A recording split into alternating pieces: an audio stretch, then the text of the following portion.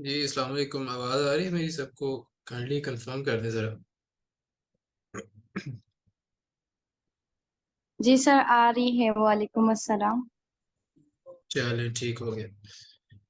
बस 2 मिनट में हम इंशाल्लाह स्टार्ट करने लगे हैं। हमारी उनसे बात हो गई है और वो कह रहे हैं बस मैं ऑनलाइन आ रहा हूँ। और आज की मुझे डायरेक्ट मैसेज आया जी, आर यू ऑन चंद्रयान 3? जी बिल्कुल। वो पीछे जो है ना अर्थ आपको नज़र आ रही है, मैं इस वक्त चांद से आपके साथ बात कर रहा हूँ। चले, अच्छा, थोड़ा बहुत शुक्र लगता रहना चाहिए, मैं वैसे भी लगाता है तो। खैर, कल हम लोग बीच पे बैठ के मीटिंग कर रहे थे, आज हम स्पेस में आपसे बातें करेंगे।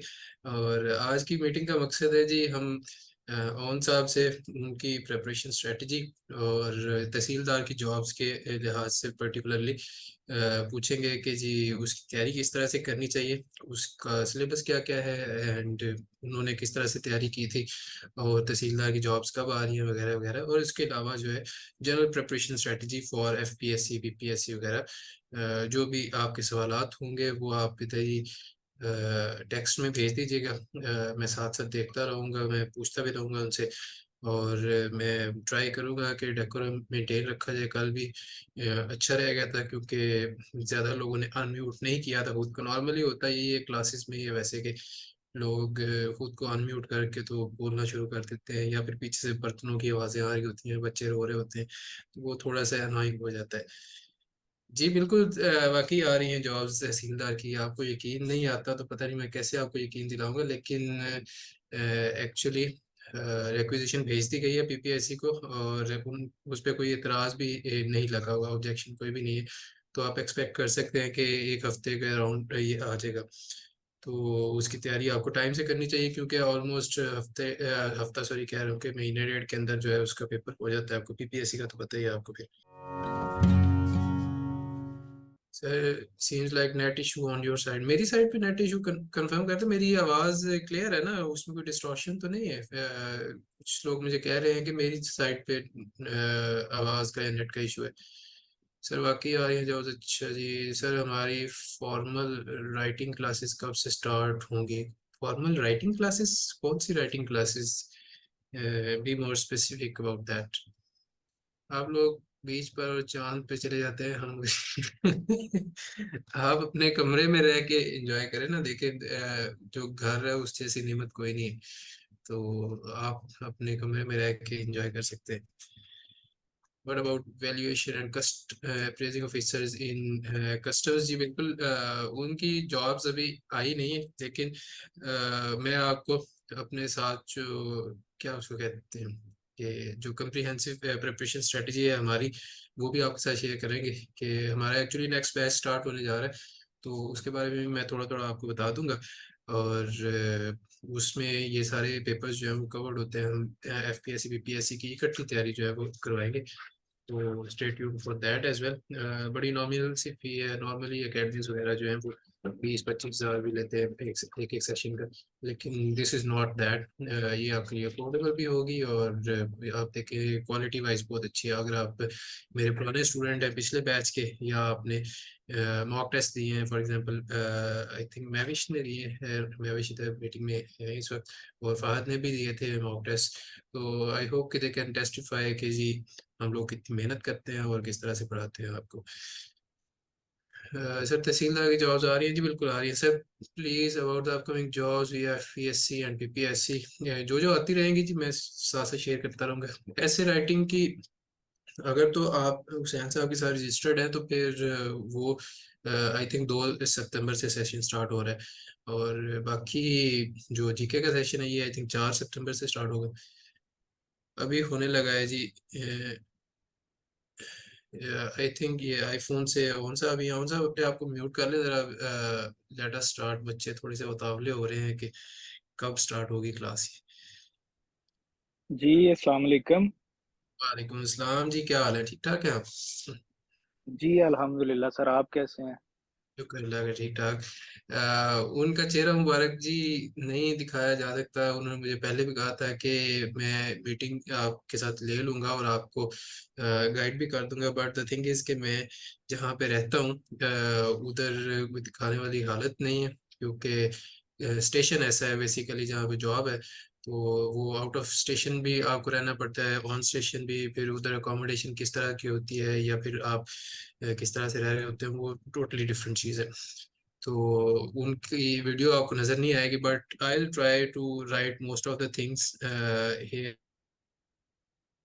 व्हाइट बोर्ड को मैं आपके साथ शेयर कर देता हूँ और हम चलते हैं जी ओन साहब की तरफ। सबसे पहले सर आपको बहुत मुबारक हो तहसीलदार की जॉब के लिए। मैंने इनको अच्छा कहा था कि आप एफआईए की तरफ आए और एफआईए की भी तैयारी करें and all that, but he said कि भाई मुझे ना I want to become an assistant commissioner. तो तहसीलदार की सबसे बड़ी खूबी ये है कि इसकी एक प्रमोशन होनी है तो ये पीएमएस वाले कैडर में, यानी कि असिस्टेंट कमिश्नर बन जाएंगे। So let us start by asking him कि जी आपका एजुकेशनल बैकग्राउंड और आप अपनी जर्नी के बारे में थोड़ा सा हमें बताएं। जी सकलैन भाई, आपको तो फिर पता ही है, लेकिन बाकी सब के लिए मैं शेयर कर देता हूँ। तो आवन अब्बास मेरा नाम है। हाफिजाबाद से मैं बेसिकली बिलोंग करता हूँ। और रिसेंटली 2022 में ही मैं तहसीलदार सेलेक्ट हुआ था। अभी मेरी ड्यूटीशिप चल रही है वजीराबाद में। ठीक है। तो as far as my education is concerned, Quaid Azam university से मैंने इंटरनेशनल रिलेशंस में मास्टर्स किया है। और रिसेंटली मैंने अपना एमफिल कंप्लीट किया पंजाब यूनिवर्सिटी से इंटरनेशनल रिलेशंस में। तो माशाल्लाह। यही है फिलहाल तो ब्रीफ सा इंट्रोडक्शन। सही। अच्छा, सबसे पहली बात जो है वो बार बार लोग पूछ रहे हैं कि क्या वाकई तहसीलदार की जॉब्स आ रही हैं, तो थोड़ा सा उसके बारे में बता दें। जी बिल्कुल, ये कंफर्म है कि तहसीलदार की सीट्स आ रही हैं। मैं बाद में आपके साथ नोटिफिकेशन भी शेयर कर दूंगा। मैंने शायद आपसे पहले भी किया हुआ था शेयर। रिक्वेजिशन जो है वो 18 अगस्त से पीपीएससी को चली गई हुई है। अब ये पीपीएससी की डिस्क्रिप्शन है, वो जॉब्स को जब चाहे अनाउंस करते हैं। वो कल भी ऐड दे सकते हैं, वो 15 दिन में दे सकते हैं, वो 20 दिन में दे सकते हैं। That is up to PPSC. Board सही। ऑफ रेवेन्यू ने रिक्वेजिशन 18 अगस्त को उनको भेज दी थी, सही। जिसमें 14 सीट्स जो हैं वो आपकी हैं ओपन मेरिट की फॉर द पोस्ट ऑफ तहसीलदार। और 42 सीट्स जो हैं वो मिनिस्टेरियल कोटा की हैं। सही। सही। सही। तो अब मिनिस्ट्रियल। मिनिस्टेरियल जी, जी मिनिस्ट्रियल जी। के लिए क्वालिफिकेशन या फिर एक्सपीरियंस का अक्सर लोग पूछते हैं कि इसकी क्या क्वालिफिकेशन होनी चाहिए, हम कितने साल सर्व कर चुके हों और स्केल कौन सा हो तो तब हम अप्लाई कर सकते हैं। बेसिकली जो पीएमएस के रूल्स हैं वो थोड़े से डिफरेंट हैं, ये तहसीलदार वाली जो जॉब है ना उसके लिहाज से, क्योंकि यूजुअली वहाँ पे यही होता है मिनिस्टेरियल कोटा के लिए जिन लोगों की 5 साल सर्विस है वो एलिजिबल होते हैं। लेकिन यहाँ पे थोड़ा सा उन्होंने एक बार लगाया हुआ है कि सिर्फ जो बोर्ड ऑफ रेवेन्यू के एम्प्लॉइज है ना वो जी। मिनिस्टेरियल कोटा के लिए एलिजिबल है। मतलब सही। जो बोर्ड ऑफ रेवेन्यू, या तो यहाँ पे सेक्रेटेरिएट में बोर्ड ऑफ रेवेन्यू के एम्प्लॉई हैं, या फिर वो अपनी किसी भी डिस्ट्रिक्ट में तहसील में आया वो डीसी ऑफिस के मुलाजिम है, या फिर वो एसी ऑफिस के मुलाजिम है। सिर्फ वो लोग एलिजिबल होंगे इस जॉब के लिए ना, मिनिस्टेरियल कोटा जो है। इसकी सही। सबसे बड़ी रीजन भी ये है, अगर आप लास्ट ईयर देखें जब मतलब अब मेरी सिलेक्शन हुई थी, तब जो 38 सीट्स थी मिनिस्टेरियल कोटा की, लेकिन सिर्फ 5 सीट से फिल हुई थी। बाकी ठीक। 33 जो थी वो वेकेंट ही रही थी। उसकी रीजन ये है कि क्योंकि बहुत ज्यादा लेस नंबर ऑफ कैंडिडेट्स होता है, और अब तो सीट्स भी खैर ज्यादा हैं, तो फिर देखें, अल्लाह खैर करे। लेकिन हमारा जो मेन कंसर्न है वो ये है 14 सीट्स, और ये सर कंफर्म है, रिक्वेजिशन चली गई है। सही। मैं काइंड बाद में पूछ लीजिएगा क्वेश्चंस, अगर क्वेश्चन है तो। Thank you. चलें। जी जी सकलैन। जी जी। अच्छा, अगली बात पे आते हैं कि इसका सिलेबस क्या होता है या फिर what are the subjects that are there in the syllabus. Syllabus, जी सिलेबस पे ना दो चीजें हैं। सिलेबस आपका जो क्लियर होगा वो पता चलेगा जब इसका ऐड आएगा।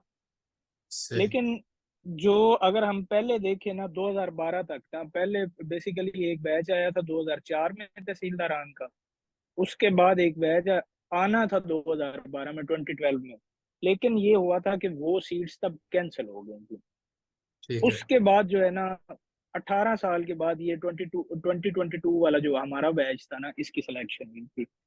तो ठीक उसमें दो तरह के सिलेबस आपको मिलते हैं, एक जो मतलब 22 से पहले वाला सिलेबस था और एक जो 22 के बाद था।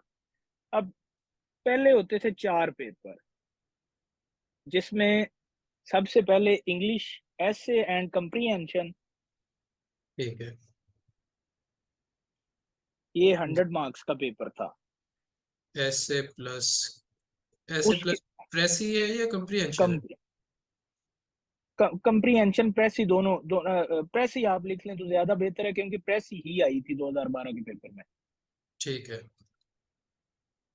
इंग्लिश एसे एंड कंपोजिशन कर लें तो वो फिर मतलब मजीद क्लैरिटी आ जाएगी ना, दोनों चीजें फिर उसमें आ जाती हैं। ठीक है, चले।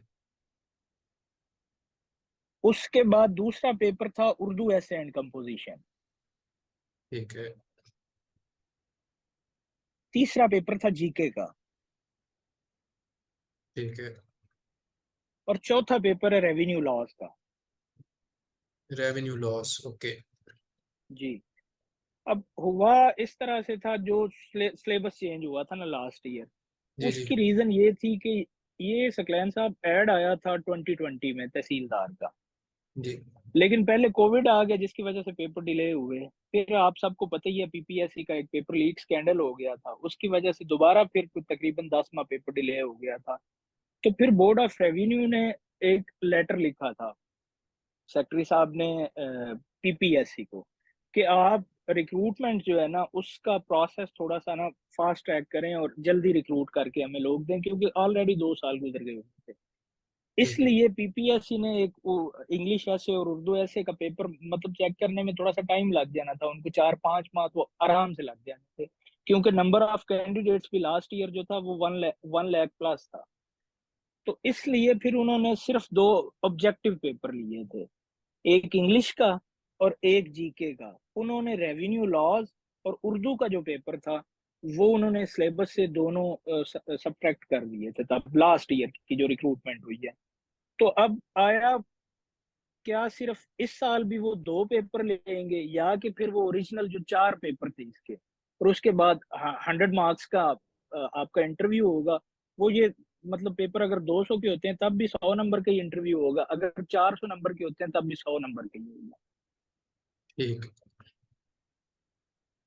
इंटरव्यू 100 मार्क्स का है सिर्फ, बाकी मेन जो जी है जी वो जी। आता है जो पहले रिटर्न एग्जाम्स है उसमें है। और लास्ट ईयर आप कह रहे हैं कि 2 पेपर उन्होंने कैंसिल कर दिया, तो एक इंग्लिश का और दूसरा हमारे जी जी पास जीके का रह गया था। जी जी जी बिल्कुल, जी। इंग्लिश कंप्रीहेंशन एंड कंपोजिशन, ये पेपर ठीक। का नाम था जो लास्ट ईयर उन्होंने लिया था। ओके। और साथ में दूसरा पेपर है जीके का। अब इसमें चीज आ जाती है, सबसे पहले हम डिस्कस कर लेते हैं जीके को, जी जी। क्योंकि जीके अगर आपका 400 मार्क्स का मतलब टोटल वो सिलेबस होगा तब भी जीके का पेपर होना ही होना है 100 नंबर का। अगर आपका सिर्फ 200 नंबर का पेपर मतलब वो सिर्फ 2 पेपर लेते हैं तब भी जीके का पेपर होगा ही होगा। और जीके का सिलेबस भी जो लास्ट ईयर वाला है वही सिलेबस रहेगा, वो चेंज नहीं होगा ठीक है। 100। उसमें। जो जी जी बिल्कुल, 100 मार्क्स का जीके का पेपर जो है। जी, इसके सिलेबस के बारे में बता। जी जी बिल्कुल, इसके सिलेबस में सबसे पहले जो चीज थी, जो मतलब जो सबसे ज्यादा हिस्सा आया हुआ था वो था कंप्यूटर का। अब कंप्यूटर में 30% जो था ना वो इसमें से पेपर आना था। अब इसमें बेसिकली जो लिखा हुआ था ना वो basic software like MS office, electronic record keeping, internet, email etcetera, ये उन्होंने सिर्फ मेंशन किया हुआ था। ठीक है। उसके बाद जो बाकी 70% हिस्सा था वो आपका Pakistan studies, Islamic studies, GK. GK में अब जीके को उन्होंने फर्दर आगे मतलब डिफाइन किया था जिसमें करंट अफेयर्स, ईडीएस और उर्दू के एमसीक्यूज थे। ठीक है। तो मतलब इसमें मैथ्स का पोर्शन नहीं था। सही सही सही, यही मैं पूछ। ज्यादा जो जी जी जी 30% जो था वो था आपका कंप्यूटर, और 70% जो बाकी पेपर है, Pakistan studies, Islamic studies, GK, GK में फर्दर जो था करंट अफेयर, ईडीएस और उर्दू, ये सही, चीजें शामिल थी।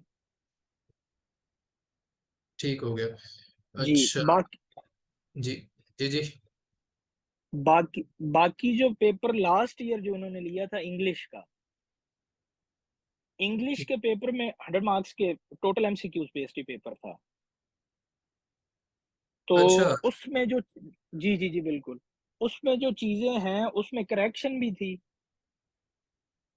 उसमें आपके मतलब बेसिक टेंसेस से लेके आगे एडवांस लेवल की ग्रामर, मतलब उसमें क्योंकि 100 मार्क्स आपने सिर्फ पेपर आपने बनाना है एमसीक्यूज का इंग्लिश में से, तो वो आपको पता है वो सॉर्ट ऑफ हाच पाच ही होगा ना। मतलब उसमें इडियम्स भी आएंगे, उसमें एनालॉजीज भी आएंगी, उसमें सिनोनिम्स भी आएंगे, एंटोनिम्स भी आएंगे, प्रेपोजिशंस भी आएंगी, बाकी भी मतलब इस तरह की जितनी भी चीजें हैं ना, तो उसका एज सच कोई डिफाइंड सिलेबस नहीं था।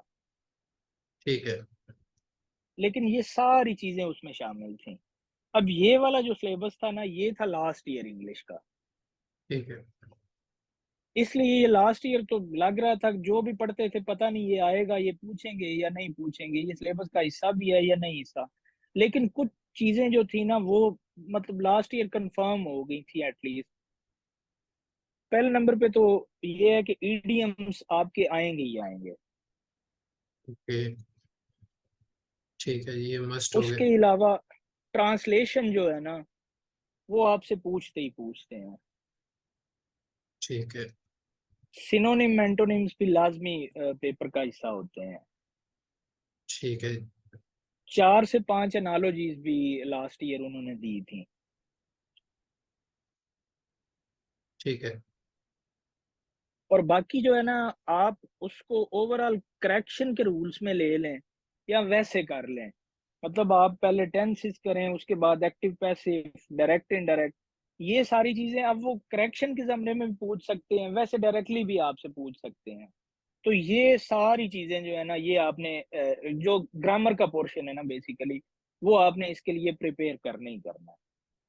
सही सही सही। ये था सिलेबस जो लास्ट ईयर था। अगर उससे पहले वाले सिलेबस का मतलब हम बात करें, तो उसमें 100 नंबर का इंग्लिश का पेपर था, लेकिन वो सब्जेक्टिव था, ऑब्जेक्टिव टाइप नहीं था।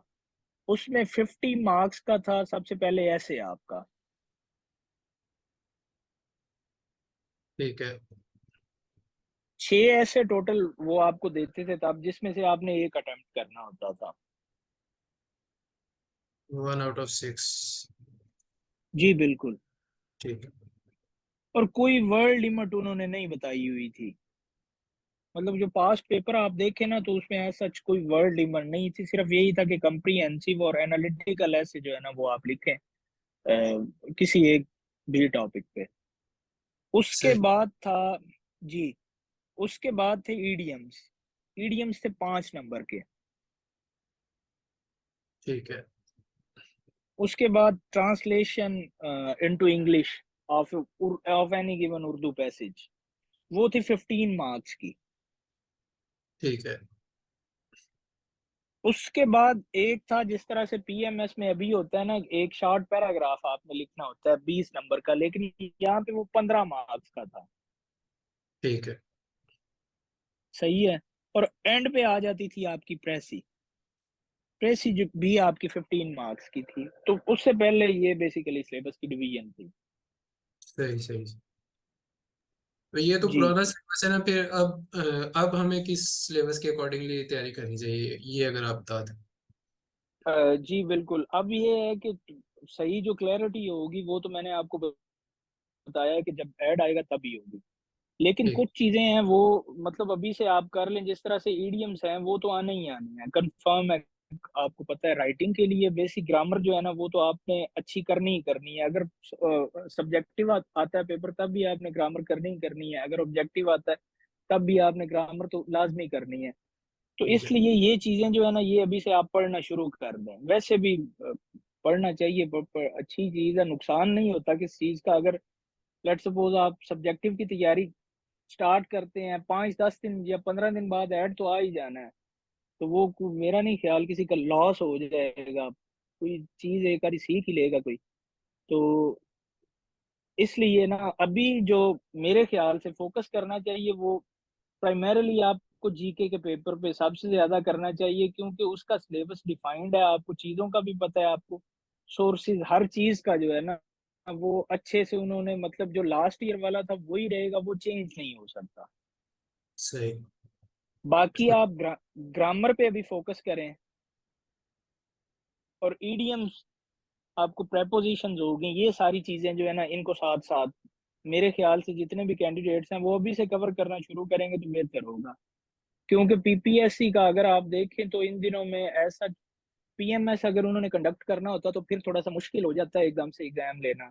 लेकिन आजकल इतनी ज्यादा वैकेंसीज भी नहीं अनाउंस हो रही, तो अगर लेट सपोज सितंबर में ऐड आता है तो मेरे ख्याल से अक्टूबर से ज्यादा नहीं लेट होगा पेपर, एक सही। 1.5 माह में पेपर हो जाएगा इसका। तो बाकी जो अभी वही है कि ये गैस ही है, जो इट मैं टोटली इधर से डिपेंड्स ऑन गैदर पीपीएससी। कर पाया हूँ वो ये है कि बच्चों को जीके स्टार्ट कर देना चाहिए बहुत थरोली, और उसके साथ साथ G C G S S बिल्कुल पी एम एस बिल्कुल की बिल्कुल। जो इंग्लिश होती है, क्योंकि C S S P M S की भी इंग्लिश में ऑलमोस्ट सेम ही चीजें होती हैं, कंप्रीहेंशन होती है पैराग्राफ की जिसमें आंसर्स वगैरह देने होते हैं। अदर जी देन दैट जी जी बिल्कुल एनालॉजीज, बिल्कुल। इडियम्स और प्रेपोजिशंस वगैरह ऑलमोस्ट सारे होते हैं। तो इस लिहाज से बच्चों को अपनी तैयारी लेके चलनी चाहिए। जी बिल्कुल, एग्जैक्टली एग्जैक्टली, ये मतलब ये सारी चीजें जो है ना, ऑलमोस्ट अगर वो वाला सिलेबस होता है पीएमएस सीएसएस वाली, ऑलमोस्ट मतलब जो इंग्लिश का सिलेबस है वो तो ऑलमोस्ट सेम ही है। वहां पे सही। ये है कि सिर्फ आपका पेपर जो है ऐसे का अलग से होगा, बाकी इंग्लिश का अलग से होगा। कुछ चीजें ऑब्वियसली कम है इसमें, क्योंकि सिर्फ 100 नंबर का एक ही पेपर होना है। तो अच्छा। अदरवाइज जो आपके सोर्सेज भी हैं वो भी ऑलमोस्ट सेम है। मतलब अगर आप इंग्लिश की बात करते हैं तो करीमदाद चुगताई साहब की जो बुक है वो ऑलमोस्ट ये सारा सिलेबस कवर करती है, खा आप ऑब्जेक्टिव पर्सपेक्टिव से करें या फिर आप सब्जेक्टिव के लिहाज से इसको लेके चलें। बेसिक ग्रामर जो है, आपकी करेक्शन के रूल्स हो गए, ये सारी चीजें जो है ना, सिनोनिम एंटोनिम, इडियम्स हो गए, आपके फ्रेजल वर्ब्स हो गए, ये सारी चीजें उससे कवर हो जाती हैं। सही सही है। और जी जी एक चीज है कि इसका मेरिट कहाँ तक रहता है, या कितने नंबर अगर आ जाए। लाइक हमने अभी एडीएफआई की बड़ी लंबी तैयारी की है और काफी सारे लोगों ने टेस्ट दिया है मेरे साथ। तो जी जी बिल्कुल। अगले 3 दिन जो है यही बातें चलती रही हैं कि मेरिट कहाँ पे आएगा। मैंने बहुत सारे वॉइस नोट्स अलग अलग सारों को भेजे। तो मेरिट का बता दें कि तहसीलदार का जो मेरिट है वो आपकी दफा क्या था, और इस दफा चूंकि सीट्स कम है तो इस दफा कितना एक्सपेक्ट करना चाहिए स्टूडेंट को। सकलैन भाई, जो लास्ट ईयर तहसीलदार का मेरिट था वो था 127.5 आउट ऑफ 200। ठीक है। तो इस दफा भी आप देख लें, नंबर ऑफ सीट्स चूंकि कम है, तो मेरिट जो है ना, मेरे ख्याल से 135 तक चला जाएगा या 137 तक चला जाएगा। अच्छा, ये जो ये रिटर्न का मेरिट है सिर्फ, इसके बाद जो है जी जी इंटरव्यू होना है। जी जी जी जी जी बिल्कुल बिल्कुल, ये सिर्फ रिटर्न का मेरिट है। ठीक है, इंटरव्यू के 100 नंबर लेता है, और रिटर्न जो है उसमें 127.5 वाला जो है वो क्वालिफाई किया था। तो आप देख सकते हैं कि जो एक तो मार्क्स की जो रेशो है वो कम रहती है एज कंपेयर टू बिल्कुल। एडीएफ, या फिर इन ये असल सारी में ये रिटर्न। जो इसमें इंग्लिश वाला पेपर है ना, जी जी। वो उसकी वजह से रिलेटिवली मेरिट जो है वो थोड़ा सा लो हो गया था। सही। क्योंकि उसमें आपको पता है सिलेबस फिर डिफाइंड नहीं था, तो हर बंदा वो अपने अपने सोर्सेज से तैयारी कर रहा था। उसमें वैसे भी ऑब्जेक्टिव टाइप 100 मार्क्स का पेपर इंग्लिश का तैयार करना थोड़ा सा रिलेटिवली मुश्किल हो जाता है। ऐसे। तो सही। इसलिए जो है ना, इसलिए मेरिट इससे ज्यादा नहीं होगा। मेरा जाती यही ख्याल है, मेरा यही ओपिनियन है, नहीं होगा। बाकी फिर पेपर होगा ऑब्वियसली, फिर फाइनल वर्डिक्ट तो तभी दिया जा सकता है। आप कह रहे हैं कि अगर यही दोनों पेपर इस दफा भी होते हैं, अगर पिछली दफा अगर पैटर्न आता है तो 135 to 137 रह सकता है मेरिट तकरीबन। जी बिल्कुल। और सही है। मेरा जाती ख्याल है कि ये पैटर्न चेंज नहीं करेंगे, यही पेपर लेंगे, क्योंकि अभी लेस देन ईयर हुआ है जो हमारी रिक्रूटमेंट है ना उसको। बल्कि रिक्रूटमेंट को ज्यादा टाइम हो गया, ज्वाइनिंग को अभी इतना टाइम होगा ना। ठीक है। तो सेम ये चेयरमैन थे, बाकी सारा सेटअप स्ट्रक्चर भी वही सारी चीजें हैं, तो मेरा नहीं ख्याल ये चेंज करेंगे इस साल जो है ना सिलेबस। तो सही। पिछले सिलेबस की तरफ बड़ा मुश्किल है शायद, लेकिन अब देखना पड़ेगा, लेकिन मेरा ओपिनियन यही है। ठीक ठीक ठीक। अच्छा, नेक्स्ट आई थिंक कोई और इस तरह का क्वेश्चन रह तो नहीं गया जो पे क्या है, पे जो है वो किसी बंदे से नहीं पूछते, इस तरह के मैसेजेस ना किया करें। पे हर किसी की इसके लिए कॉन्फिडेंस। पहले टेस्ट क्वालिफाई करना पड़ेगा और इंटरव्यू पास करना पड़ेगा उसके आपको। बाद जाके ये बात की बातें होती हैं कि पे कितनी है। ये आपका फेदर इन द कैप है कि भाई आपने ये करके आप पीएसपी लग के छोड़ आए कि जी उसकी पे नहीं अच्छी, लेकिन पहले उसका टेस्ट क्वालिफाई करें। That is the main thing. अच्छा, अगली बात पे आते हैं कि तैयारी जो है वो 2 महीने में क्या की जा सकती है, और उसमें आपकी टीचर का क्या रोल हो सकता है, या फिर आपको तैयारी किस तरह से करनी चाहिए? आया कि आप खुद तैयारी कर सकते हैं, जो एक बिल्कुल नया बच्चा है वो खुद तैयारी कर सकता है, या फिर उसको टीचर के साथ करनी चाहिए, या फिर एक ऑलरेडी एक्सपीरियंस बच्चा है उसको किस तरह से कर लेनी चाहिए? जी, ये अब टोटली डिपेंड करता है कैंडिडेट्स पे ही। जो नया एक बंदा है जो जीके बिल्कुल नई नई उसने प्रिपरेशन स्टार्ट की है, मेरे ख्याल से मेरा फिर वही बात है, ये सारी हैं ओपिनियन बेस्ड ही चीजें हैं, तो मेरा जाती एक मेरी जो जाती राय है वो ये है कि थोड़ा सा मुश्किल हो जाता है, क्योंकि अगर आप लेट्स सपोज पाकिस्तान स्टडीज शुरू की है या पाक अफेयर्स के आप एमसीक्यूज पढ़ रहे हैं, तो हो सकता है आपको 15-20 हज़ार एमसीक्यू सिर्फ उसके ही पढ़ लें। और सही। जितना डाइवर्स सिलेबस है ये, तो अगर किसी टीचर की रहनुमाई हो तो वो रिलेटिवली फिर बेहतर हो जाता है, क्योंकि आपको वो मटेरियल सेलेक्ट करके फिर बता देते हैं कि अभी आपने इस ये वाला जो पोर्शन है इसको इतने टाइम से ज्यादा या इतनी लिमिट से ज्यादा आपने नहीं पढ़ना। वो बेसिकली आपका एक वाइजली आपको सारा प्लान बना के बता देते हैं। तो इसलिए कैंडिडेट्स की हेल्प हो जाती है। बाकी जो कैंडिडेट्स मतलब मैच्योर कैंडिडेट्स हैं, कुछ टाइम से तैयारी कर रहे हैं, स्पेशली जो सीएसएस पीएमएस की तैयारी भी साथ कर रहे हैं, उनका जो ग्रामर वाला पोर्शन होता है वो काफी हद तक क्लियर होता है। अब अगर मैं अपनी बात आपको बताऊं तो मैंने एज सच जो इंग्लिश वाला पेपर था, मैंने उसके लिए कोई भी डिफरेंट मतलब जिस तरह से वेबसाइट्स हैं या बाकी सोर्सेज हैं, मैंने एज सच कंसल्ट नहीं किए थे। मेरा जो प्राइमरी सोर्स था वो हाफिज करीम दा चुगताई साहब की जो बुक है ना, ग्रामर एंड कंपोजिशन वाली, वो ही थी। तो सही। मतलब उससे मेरा पेपर क्लियर हो गया था। अब ये है कि जो अगर कोई नया कैंडिडेट है तो उसके लिए ग्रामर को मतलब सारी चीजें सीखना, टैकल करना रिलेटिवली थोड़ा सा मुश्किल हो जाता है। तो इसलिए मेरा ओपिनियन यही है कि गाइडेंस लेना बेहतर है, जिस जिस हिसाब से पीपीएससी एग्जाम कंडक्ट करता है तो बेहतर हो जाता है। सही, गाइडेंस ले लेनी चाहिए। हाँ, वैसे जी exactly. To boast anything here, but हमने जो एफआईए का क्रैश कोर्स लिया था, आई थिंक 2-3 बच्चे उस सेशन के भी बैठे हुए हैं, तो उनको पता है जी कि हमने 2 महीने के अंदर जो है वो सारा सिलेबस कवर किया, and we delivered all the lectures, और बड़ा अच्छा रिस्पांस आया, और काफ़ी कुछ हमने भी सीखा और काफ़ी ज़्यादा कुछ सिखाया भी। So that was good thing for us आपका दिस। जो एफआईए वाला सेशन है, आपको अगर याद हो तो मैंने भी अपने कुछ दोस्तों को रिकमेंड किया था कि सकलैन साहब की सेशन आप लें। तो जी उनकी तरफ से भी बहुत बहुत ही ज्यादा मुझे ना पॉजिटिव और बड़ा अच्छा रिस्पांस आया। तो वो एक बात सर ही करते थे कि सकलैन साहब ने बहुत मेहनत की है। जी, बदर साहब थे हमारे सेशन में, एक दो और भी लोग थे आपके रेफरेंस से। जी, फहद की आवाज आ रही, फहद। सर जो सेशन था, सेशन वाज वेरी इम्प्रेसिव और रिगार्डिंग प्रिपरेशन। सर उसमें ये था कि सर ने थॉरोली डिस्कस किया, मतलब मैथ्स को बड़ा अच्छा ब्रीफली सर ने डिस्कस, और बाबर सर ने क्वेश्चन करवाए थे, एक दफा नहीं, दो दफा नहीं, तीन दफा नहीं, चार, और सर ने क्यूज बड़ी चीज अच्छे तरीके से डील की हुई थी, और करंट अफेयर को बड़ी अच्छी तरह डील किया हुआ था, और जीके को भी। और उसमें जीके का बड़ा अच्छा जो था सेशन, वो बड़ा अच्छा था। एवरीडे साइंस भी सारा सर ने कंपाइल करके बड़े एक टाइम टेबल से सर ने एक डिज़ाइन किया हुआ था, तो thank you so much effective था। For thank you so much for this. Fahad ji हमारे उसी क्रैश कोर्स का हिस्सा थे, एंड इनके साथ काफ़ी लंबी लंबी बातें हमारी चलती रही है मैथ्स के ऊपर। मुझे याद है कि मैं बैठ के ना वो करवाता होता था ऑनलाइन इसी तरह वर्क खोल के, तो दो दो तीन तीन दफ़ा समझाना। खैर तहसीलदार में मैथ्स तो नहीं आएगा, लेकिन जो हमारा अपकमिंग सेशन है that will be an all comprehensive session, जिसमें हम एफपीएससी, पीपीएससी और दूसरे भी जितने भी टेस्ट हैं उनके लिए ओवरऑल तैयारी करवाएंगे। देखिए जीके जो है वो ऑलमोस्ट सेम रहता है, थोड़ा बहुत चेंज होता है लेकिन ऑलमोस्ट सेम है। अब क्या है कि पूछने को तो वो कुछ भी पूछ सकता है ना, लेकिन पूछना उसने इन्हीं बुक्स में से है। ऐसा नहीं है कि वो खुद कश्ती में बैठ के चला गया है और वो अटलांटिक ओशन के मिडल में जाकर तीन मछलियां पकड़ेगा और उसमें से देखेगा कि जी इसके फिन्स कितने हैं या फिर फिन्स की क्वालिटीज क्या हैं, ये मैं जाके इस दफा बच्चों से पूछूंगा।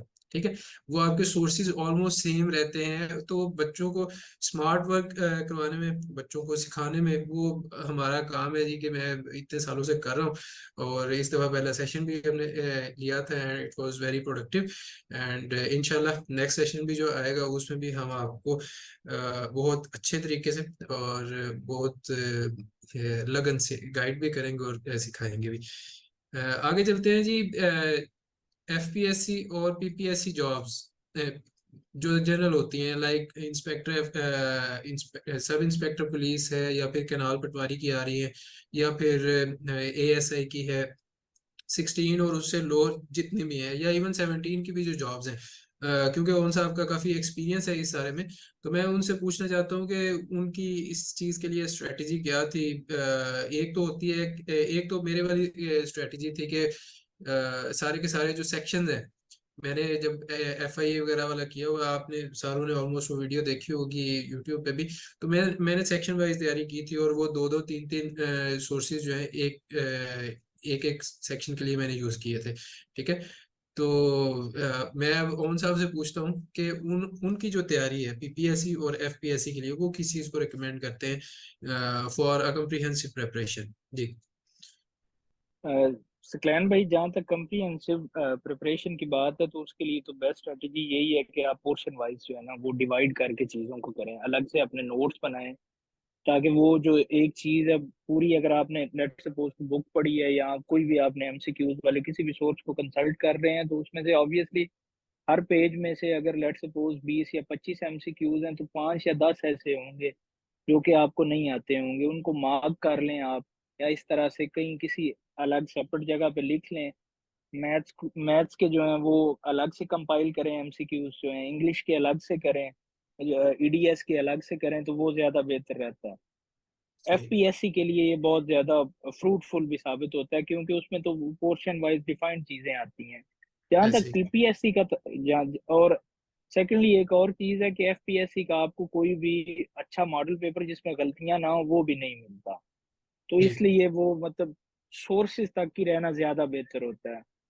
प्लस एक और चीज ये है, एफपीएससी में इनका करंट अफेयर्स भी रिलेटिवली अपडेटेड होता है, क्योंकि ये इनके जितने भी पेपर्स हैं अगर आप देखें तो बहुत ज्यादा पुरानी चीजें ये नहीं पूछते एज फार ऐसे ही। As current affairs is concerned. लेकिन पीपीएससी जो है ना वो थोड़ा सा एफपीएससी के लिहाज से डिफरेंट है। वो इस तरह से कि आपको इम्तियाज शाहिद साहब के जो मॉडल पेपर है ना वो आपको एक कंपाइल फॉर्म में मिल जाते हैं, सारे इनके जितने भी पास्ट पेपर्स हैं।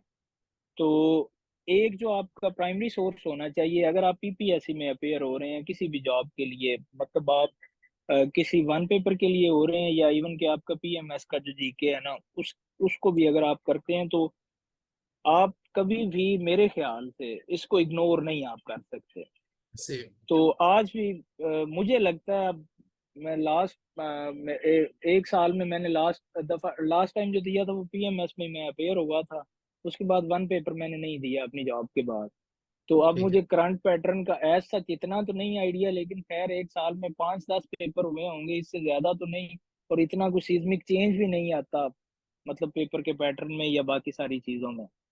तो जीके के लिए मैंने खुद भी प्रिपरेशन की थी, तो तब भी मैंने मतलब एक दफा दोबारा से मॉडल पेपर ही पढ़ा था। तो इसको अगर आप अच्छे से करते हैं तो मेरे ख्याल से आप 50% जो आपका है पेपर एटलीस्ट वो हो जाता है, यानी कि 50-55 मार्क्स तक आप वो कर लेते हैं। उसके सही। बाद है जिस तरह से अगर सिर्फ तहसीलदार की बात करें या बाकी भी जनरली करें, तो आजकल कंप्यूटर के एमसीक्यूज ऑलमोस्ट हर पेपर में आ रहे हैं। ठीक है। तहसीलदार के पेपर में पोर्शन थोड़ा सा ज्यादा है, यहाँ पे 30% वेटेज है। बाकी अगर आप दूसरे पेपर्स देखें तो 15% या 20% पोर्शन जो है वो कंप्यूटर का लाजमी होता है। तो वो एग्जाम वेदा से अगर आप कर लें तो वो रिलेटिवली बेहतर रह जाता है। अब एग्जाम वेदा पे जो एमसीक्यूज दिए हुए हैं इसके कंप्यूटर के, वो एक दफा पढ़ने में भी मुश्किल लगते हैं, प्लस हैं भी ज्यादा। लेकिन अब अगर आप वो कर लेते हैं तो मेरे ख्याल से फिर आपको बाकी किसी और सोर्स को कंसल्ट करने की जरूरत नहीं पेश आती। सही। अच्छा, तो इसके बाकी बारे में एक आधी चीज मैं ऐड कर दूं। इम्तियाज शाहिद के जो पास पेपर्स हैं और मॉडल पेपर्स हैं वो बहुत अच्छे हैं, ठीक है।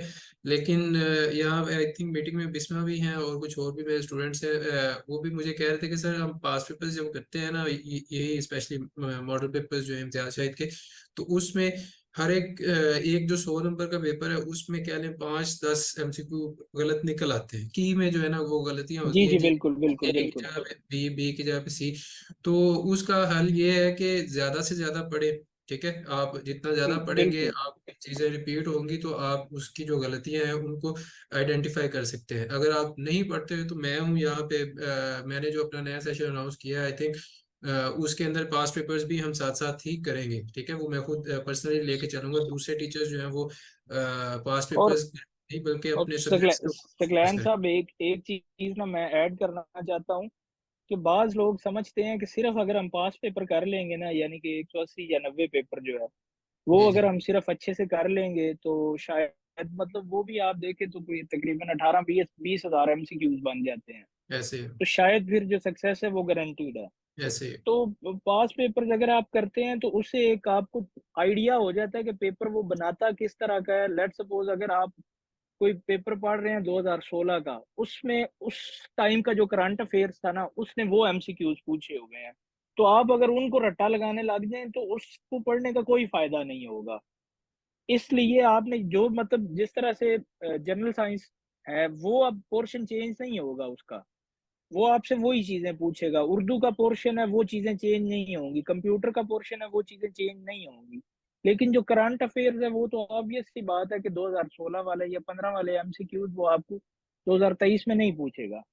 तो ये चीजें थोड़ी सी देखनी होती हैं, और ये आपका मतलब है कि आपको 50 से 55 मार्क्स तक ये लेके जाता है। उसके ऊपर वाले जो मार्क्स हैं, मतलब मेरिट आपका बनता है अगर 70 पे या 75 पे या इससे ऊपर भी अगर आप लेते हैं मार्क्स, तो वो आपने जो बाकी सोर्सेज हैं उनको इसके साथ आपने मतलब पढ़ना है तो फिर ही इतने मार्क्स आएंगे। सिर्फ अगर आप कहते हैं कि इम्तियाज शायद पास पेपर पढ़ के आप क्वालिफाई कर जाएंगे, तो मेरे ख्याल से ये थोड़ा सा एग्जैजरेटेड क्लेम होगा। मेरे ख्याल से नहीं पॉसिबल, बाकी फिर जाहिर सी बात है, हो भी सकता है। ये जो करंट अफेयर्स वाली बात आपने की है बड़ी मजे की है। मैं जब कायदे आज़म लाइब्रेरी में खुद भी जाता होता था, अभी मैं कभी कभी चला जाता हूँ वैसे खेलने उधर। तो उस वक्त ना मैं जब पढ़ रहा होता था तो मेरे साथ एक दो दोस्त थे and they were from I think Sindh. तो क्या होता था कि मैं 2020 में पढ़ रहा हूँ और उन्होंने 2014-15 के जो मॉडल पेपर्स हैं ना वो तैयार कर रहे हैं। तो उन्होंने उस वक्त का भी जो वजीर खजाना और वजीर इत्तलाआत के हाँ। जो एमसीक्यूज आए हुए हैं ना वो उनको याद कर रहे होते थे कि 2014 में नवाज शरीफ की जब गवर्नमेंट आई थी तो उस वक्त हमारा फॉरेन मिनिस्टर और फॉरेन सेक्रेटरी कौन था। तो मैंने उस वक्त भी कहा था कि यार इवन के करंट। लोग ये भी याद करते हैं कि किस फॉरेन डिग्नेटरी ने तब विजिट किया था पाकिस्तान में। हाँ ऐसे ही। तो ये ना करें, अपनी स्मार्ट अप्रोच रखें, देखिए अपनी आंखें खुली रखें कि आपने क्या चीजें तैयार करनी है। अब जैसे कि उन्होंने कह दिया है कि जो मैथ्स है या एवरीडे साइंस है, करंट अपना कंप्यूटर है या फिर और पाकिस्तान स्टडीज है, ये और चीजें चेंज। मैथ्स में भी, और मैथ्स को भी अगर आप कर रहे हैं तो आप बजाय इसके कि आप सब मतलब उनके जो जवाब है आप आंसर कीज जो है उनको रट्टा लगाएं। बेहतर है अगर कोई रेशो का या रेशो प्रोपोर्शन का क्वेश्चन आया हुआ है, एवरेज का आया हुआ है, परसेंटेज का आया हुआ है, तो आप उसके फार्मूलाज जो है ना उनको सीख लें। मतलब हर पेपर में अगर वो परसेंटेज के क्वेश्चन दे रहा है तो आप बजाय इसके कि आप उनके जवाबों को रट्टा लगाएं, आप बेहतर है कि वो क्वेश्चन आप किसी टीचर से या किसी दोस्त से वैसे ही आप सीख लें। तो वो सही। जिस तरह का भी आएगा, नंबर्स अगर चेंज भी हो जाते हैं तो ऑब्वियसली आप फिर उसको क्रैक कर सकते हैं। चले अब मैं वहाँ पे रिसेंट सीएम मेंशन कर देती थी जी। बिस्मा का तरीका ये था जी कि वो जब पुराने मॉडल पेपर्स पढ़ रही होती थी तो उसकी जगह पे वो जो पुराना है ना उसकी जगह पे नए बंदे का नाम लिख देती थी कि जी एविएशन का मिनिस्टर कौन है और दूसरे मैरीटाइम अफेयर्स का कौन है वगैरह वगैरह।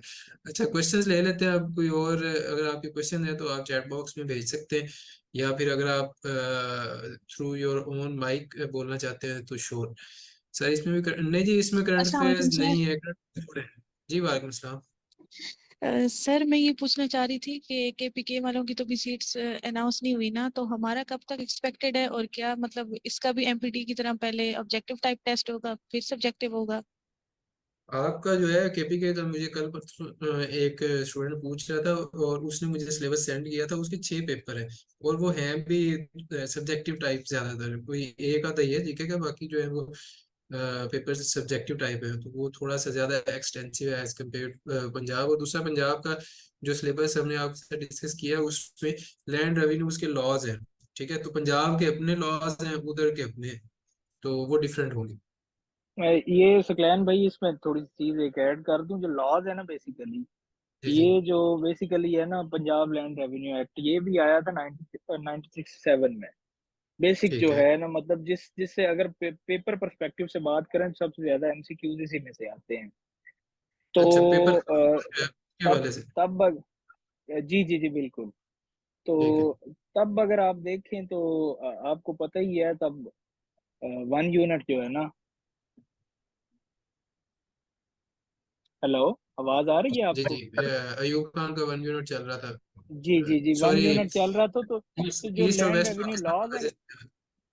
जी जी जी जी बिल्कुल, तो वो ऑलमोस्ट जो है ना, वो लॉज सब सारे प्रोविंसेस के जो है ना, लैंड रेवेन्यू के जो है वो ऑलमोस्ट सेम ही है। आई और थिंक जो मेरा आपका connect. Punjab land revenue act,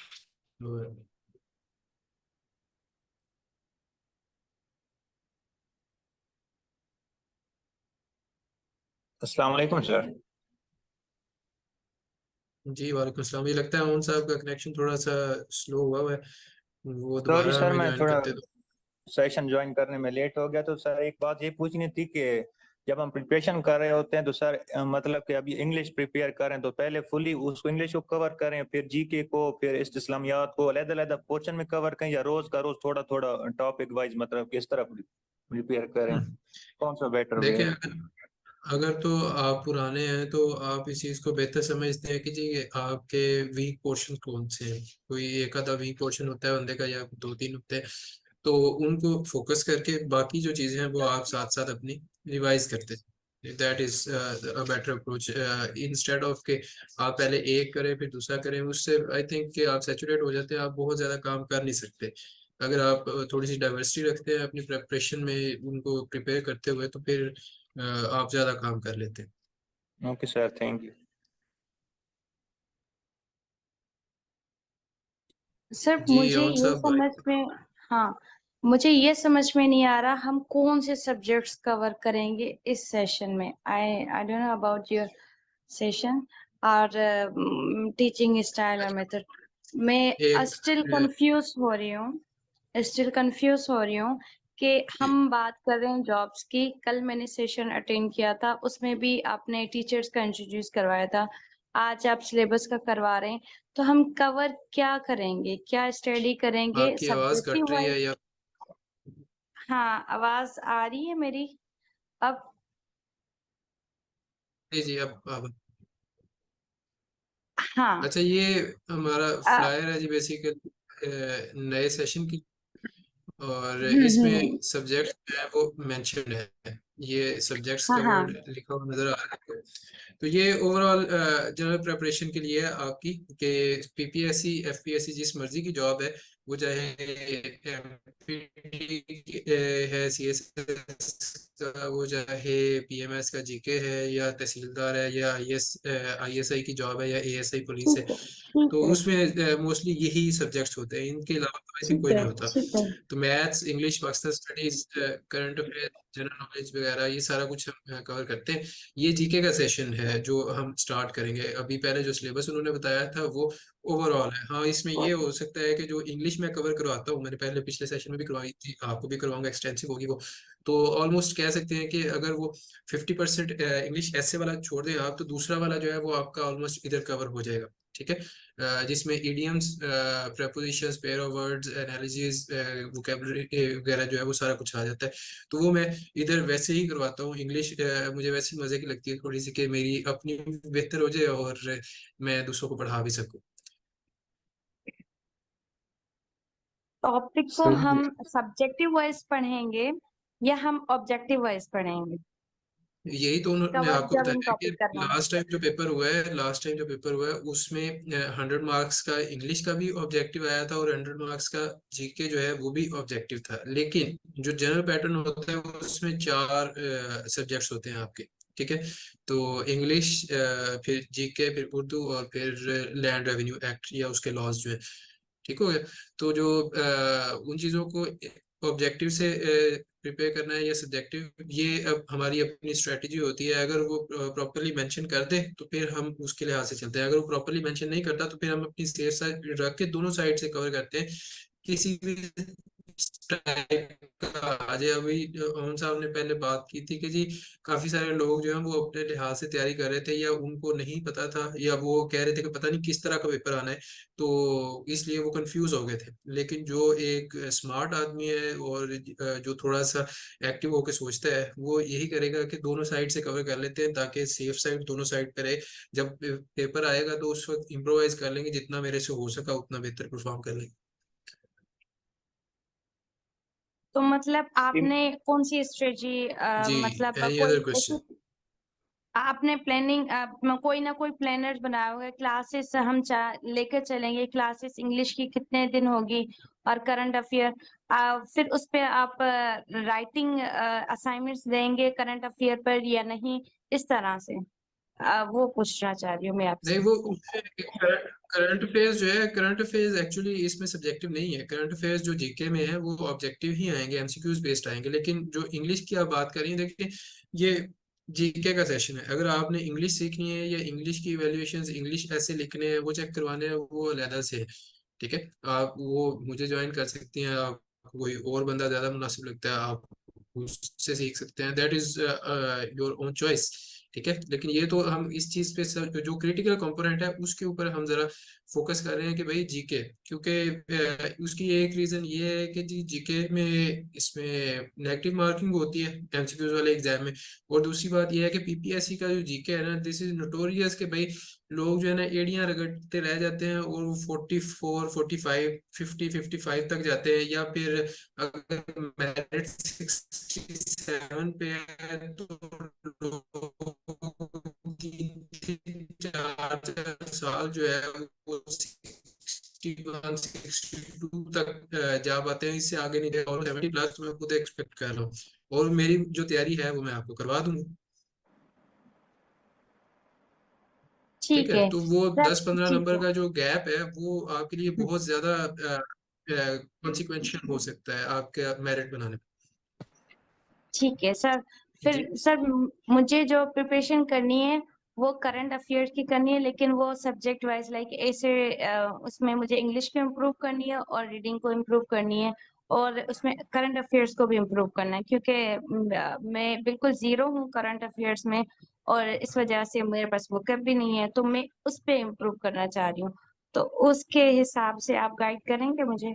नहीं, अगर तो आपने करंट अफेयर जो है वो, करंट अफेयर्स अगर आपने ऑब्जेक्टिव टाइप तैयार करना है तो फिर ये सेशन आपके लिए है। अगर आप सिर्फ और सिर्फ करंट अफेयर्स सब्जेक्टिव टाइप तैयार करना चाहते हैं, आपको जनरल चीज़ों का नहीं पता, तो उसके लिए बेशबहा बुक्स हैं, नोट्स हैं, और यूट्यूब चैनल्स हैं, मैगजीन्स हैं, कहीं से भी कर सकते हैं। एक स्ट्रेटजी बना ले, एक सिरा पकड़ ले और फिर डोरी को खींचते जाएं जब तक कि वो खत्म नहीं होती।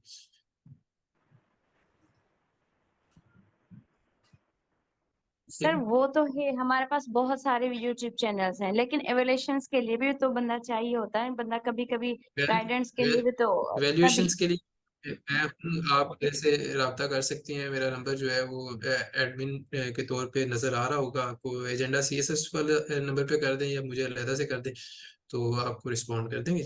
ठीक है। ठीक है, फिर सर मैं आपसे एवेल्यूशन करवाऊंगी, जहां पर कंफ्यूज होंगे तो मैं आपसे पूछ लूंगी। ठीक है, ये सही है। जी ठीक है। चले आगे, और किसका? हाफिज अली साहब ने अनम्यूट किया हुआ है जी। हाफिज साहब कुछ पूछना चाहते हैं तो?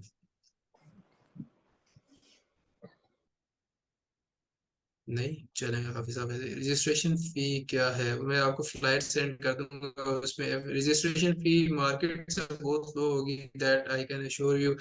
हाँ, ये है कि क्वालिटी होगी, ये ना हो कि आप इसको उन व्हाट्सएप ग्रुप्स के साथ कंपेयर करें कि जो 50 रुपये या 100 रुपये महीना लेके आपको रोजाना वो भेजते हैं। तो मुझे भी पता है और आपको भी पता है कि ना तो आप उनको रोजाना पढ़ते हैं, ना ही उनको पढ़ के आपका टेस्ट पास होता है। ठीक है, टेस्ट पास करना है एक्सपीरियंस बंदे के साथ और एक्सपीरियंस टीचर के साथ आप जाते हैं तो उसकी फी तो होगी।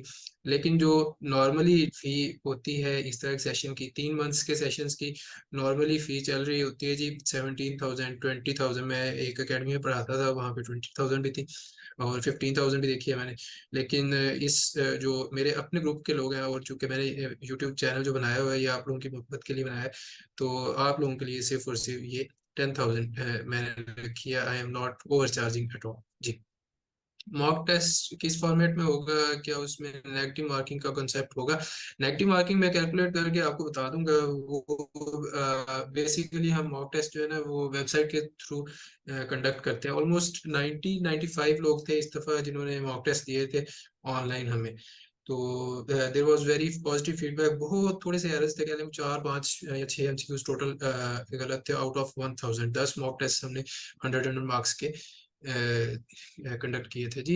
आलियान साहब आपका मैसेज ऊपर चला गया, दोबारा से मैसेज कर दें। मैंने देखा सर, पाक एग्जाम विद इंडिया बिक्स ये वेबसाइट्स भी कंसर्न करें? कंसर्न नहीं होता है, कंसल्ट होता है। ये वाली वेबसाइट्स जो है ये बहुत अच्छी हैं फॉर एफपीएससी प्रिपरेशन। पीपीएससी के लिए आपको थोड़ा सा अलग से स्ट्रेटेजी चाहिए, उसके लिए आपको पास पेपर्स कंसल्ट करने चाहिए और साथ में उसके ऊपर थोड़ी थोड़ी रिसर्च करते जाएं कि जो जो एमसीक्यूज आप पढ़ रहे हैं उनके अलाइड एमसीक्यूज कौन कौन से बन सकते हैं इधर उधर के, तो वो सारे तैयार करते जाएं। सर बीपीएससी मेरिट के लिए आपके एकेडमिक मार्क्स की इंपॉर्टेंस रखते हैं? अच्छा, पीपीएससी की जो जनरल रिक्रूटमेंट की सीट्स हैं आई थिंक उसमें एकेडमिक मार्क्स का रोल होता है, वैसे पीएमएस के अंदर नहीं होता, उसमें कोई एकेडमिक मार्क्स को कोई तवज्जो या लेवरेज नहीं। इसमें सर मैं ये एकेडमिक मार्क्स जो है ना, इस पे मैं एक चीज ऐड करना चाहता हूँ। वो ये है कि जी जी जो कि आपके 100 मार्क्स के जितने भी पेपर होते हैं ना, जी जी उनमें आपका मतलब ये एकेडमिक जो है ना मार्क्स वो काउंट होते हैं। जो आपके मतलब 100+ होते हैं, जिस तरह से ये तहसीलदार की सीट्स अभी आएंगी, वो 200 नंबर का हो, 400 नंबर का हो, उसमें हम्म आपके एकेडमिक मार्क्स जो हैं वो काउंट नहीं होते। मतलब सिर्फ जो 100 सिंगल पेपर जो है ना एक जीके का, उसमें आपके ये मार्क्स काउंट होते हैं। ऑब्वियसली मैटर तो करते हैं। अब एक बंदे के अगर बन रहे हैं 29 है, दूसरे के 36 है, तो 7 मार्क्स का आपको एज मिलेगा। लेकिन ये है कि जो प्राइमरी यहाँ पे रोल प्ले करता है वो आपका इंटरव्यू ही करता है। अगर आप इंटरव्यू के लिए क्वालिफाई कर जाते हैं तो वो आपकी वैल्यूएशन होगी आउट ऑफ 100। तो वहां पे आप बेशक मतलब आप कर सकते हैं 25 या इवन के 30 मार्क्स का भी आपका जो है ना वो फर्क पड़ जाता है। और अब तो पीपीएससी की ये जो पॉलिसी आई है ना कि जो कैंडिडेट्स को फेल करने वाली है, तो ये तो हम्म ना एकेडमिक काउंट करता है, ना ही आपका रिटर्न का स्कोर जो है ना वो काउंट करता है। अगर आप देखें इस दफा पीएमएस में जो था वो 295 फेल थे। इसी तरह हमारा जो तहसीलदार वाला जो लास्ट ईयर इंटरव्यू था, ऑलमोस्ट 350 लोगों ने वो क्वालिफाई किया था टेस्ट, और उसमें से भी कोई ऑलमोस्ट 150 या 150+ कैंडिडेट्स को उन्होंने इंटरव्यू में फेल कर दिया था। तो ये चीज है। मतलब अगर आपको ये लगता है कि ये कोई ऐसा है, मतलब कोई एरर है जो कि कवर ही नहीं हो सकता या करेक्ट ही नहीं हो सकता, तो ये सोच जो है ना ये थोड़ी सी गलत होगी। एज सही। तो ऑब्वियसली उन लोगों को मिलता है जिनके मार्क्स अच्छे हैं, लेकिन ये है कि अगर आप अच्छी तैयारी करते हैं तो आप इसको इजीली कवर कर सकते हैं। सही। अच्छा, मॉक टेस्ट कब से स्टार्ट होंगे? मॉक टेस्ट जी, मॉक टेस्ट जो है वो एंड पे होते हैं। 100 मार्क्स के जो मॉक टेस्ट होते हैं वो एंड पे होते हैं। वीकली टेस्ट जो कि जैनुल आबिदीन साहब पूछ रहे हैं जी, बिल्कुल वीकली टेस्ट पिछले सेशन में भी लिए थे और इसमें भी लेंगे। वीकली टेस्ट का पर्पस क्या होता है कि स्टूडेंट जो है वो साथ साथ तैयारी करे, ये ना हो कि वो लेक्चर लेके बस सो जाए, ठीक है। तो पिछले सेशन में भी यही होता था कि जितना कुछ भी उस वीक में हमने पढ़ा होता था उसके साथ साथ वीकली टेस्ट होते थे, कोई उसमें डंडी मारने की इजाजत नहीं थी। अच्छा सर, पीपीएससी में मेरिट के एकेडमिक मार्क्स, अच्छा सर क्लास कब खत्म होगी? सर जी अभी खत्म होने लगी है क्लास सब। ओके, ग्रेड ए हो मार्क्स आगे पीछे पता नहीं अब। सर अगर सिर्फ मॉक टेस्ट ज्वाइन करने हो तो आप के तो उसका प्रोसीजर, मॉक टेस्ट जब आएंगे उस वक्त अनाउंस करेंगे अगर लेना होगा तो। 10,000 फॉर 3 मंथ सेशन, ये 3 महीने का, 1 2 3। जी, मॉक टेस्ट जब आएंगे उस वक्त अनाउंस कर देंगे, अभी उसकी अनाउंसमेंट नहीं कर रहे। मे भी स्टार्ट करें, मे भी ना करें, बेहतर है कि साथ साथ आप वीकली सर टेस्ट। मेरी बात का जवाब नहीं दिया आपने। आपकी बात ऊपर चली गई है, मुझे बता दें। सर जी सर मेरी बात का जवाब नहीं दिया आपने कि हमारा कब स्टार्ट हो रहा है, या हमारी पोस्ट अनाउंस हुई है या नहीं। आपको पता है मैं ये सेशन ज्वाइन नहीं कर पाऊंगी तो मैं सेकंड वाला करूंगी। अभी अभी नहीं, आपकी अनाउंस हुई। वो जो बंदा मुझे कह रहा था उसने भी कहा था कि सर अभी अनाउंस नहीं हुई, इसका मुझे सिलेबस बता दे। मैंने कहा यार सिलेबस तो कोई मुझे केपीके वाला भेजेगा तभी मैं आपको बता सकूंगा, मैं खुद तो नहीं उधर रहता या फिर अप्लाई करता। कब तक एक्सपेक्टेड है ये पूछ रही हूँ आपसे।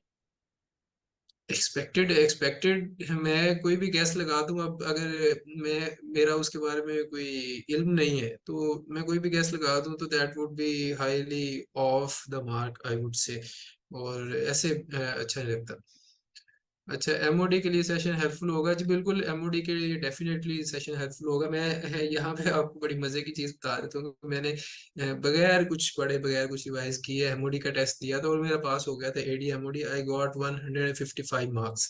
उसमें पास जो है वो ऑलमोस्ट 130 वाले भी थे, बट मेरी जो मैथ्स की प्रैक्टिस थी, इंग्लिश थी और ओवरऑल मेरी एफआईए की प्रेपरेशन थी, उसकी बेस पे मैं गया था एंड आई गॉट 155 मार्क्स। तो ये सेशन मैंने इसीलिए कहा है भाई कि ये आपको बहुत सारे पेपरों में आपकी हेल्प कर सकता है, क्योंकि जितनी मेरी तैयारी है अगर उतनी तैयारी आप कर लेते तो इंशाल्लाह आप भी वहीं पे पहुंच जाएंगे जहां आप हर दूसरे टेस्ट को क्वालिफाई कर सकते हैं।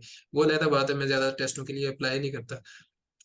सर इंटरव्यू सर के एक लिए और चीज़ है यहाँ पे, वो जी जी ये है कि जितने भी कैंडिडेट्स हैं जो कि अभी प्रिपरेशन कर रहे हैं, तो उनको ये सीट ओरिएंटेड होकर प्रिपरेशन नहीं करनी चाहिए। कि सही। अभी जिस तरह से ये तहसीलदार की सीट्स आ रही हैं, या एमओडी की आ रही हैं, या एफआईए की आ रही हैं, उनको जनरली जीके की प्रिपरेशन जो है ना वो करनी चाहिए।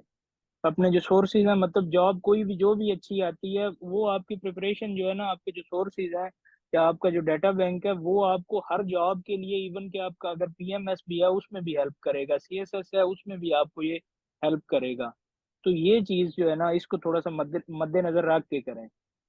सही। और सर इंग्लिश के लिए गाइडेंस चाहिए। इंग्लिश की गाइडेंस जी अलग मैसेज कर लीजिएगा। अभी अब क्लास को निपटाते हैं। सर इंटरव्यू की प्रिपरेशन आप करवाएंगे? अगर स्टूडेंट इतने हुए तो करवा देंगे, लेकिन अभी उसका कुछ कह नहीं सकते। अगर मैं फ्री हुआ और स्टूडेंट हुए तो ज़रूर उसकी क्या उसको कहते हैं, इंटरव्यू की भी या फिर डिस्क्रिप्टिव की भी मैं बाद में करवा दूंगा। लेकिन आई हाईली डाउट कि ऐसा टाइम आएगा, क्योंकि मैं अभी ही बहुत ज़्यादा बिजी हो गया हूँ ये इवैल्यूएशंस को लेके और यही सेशन वगैरह पढ़ाने को लेके। और मजीद कोई होगा? अच्छा, एमओडी में रिक्रूटमेंट मेरी नहीं थी हुई, मैं साइकोलॉजिकल जो है इंटरव्यू उसमें रह गया था। ओन साहब ने भी आई थिंक एमओडी क्वालिफाई किया हुआ है। He guided me a lot about the AD MOD psychological test, और काफी मजा आया वैसे उधर जाके। 4 दिन हम रहे थे। वो खैर मेरा सारा जो एमओडी का एक्सपीरियंस है वो भी यूट्यूब पे पड़ा हुआ है, आप उसको भी देख सकते हैं। एंड चले अब इस क्लास को ख़त्म करते हैं। मज़ीद क्वेश्चंस या कोई भी क्वेरीज हैं वो आप मुझे इनबॉक्स कर सकते हैं मेरे नंबर पे, या फिर एजेंडा सीएसएस वाले नंबर पे मैं भेज दीजिएगा।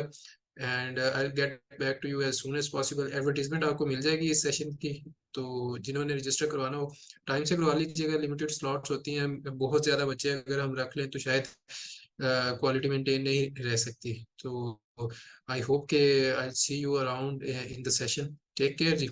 Allah Hafiz. Thank you so much, Owen bhai, for coming. It was really nice to have a long talk with you. और आपने जितना डिटेल में हमें गाइड किया जीके और हर एक एस्पेक्ट के बारे में, तहसीलदार की, I am highly indebted to you. Thank you भाई. और अगर बाद में मौका मिला ना और तहसीलदार का पेपर नज़दीक आ गया और हमें ज़रूरत पड़ी तो हमने इनको दोबारा तकलीफ देनी है. ये हमारे सेशन में ही आके जो रेवेन्यू लॉज हैं वो आपको पढ़ा देंगे. तो उसके लिए भी मैं इनकी अभी से बुकिंग कर रहा हूँ कि ये ज़रा जहन में रखें कि इनकी जान नहीं छूटने वाली हमसे. सर जब आप चाहें हम हाजिर हो जाएंगे. जी जरूर. थैंक यू सो मच जी. टेक केयर जी एवरीवन. अल्लाह आप सबको सलामत रखे. Take care. अल्लाह हाफिज.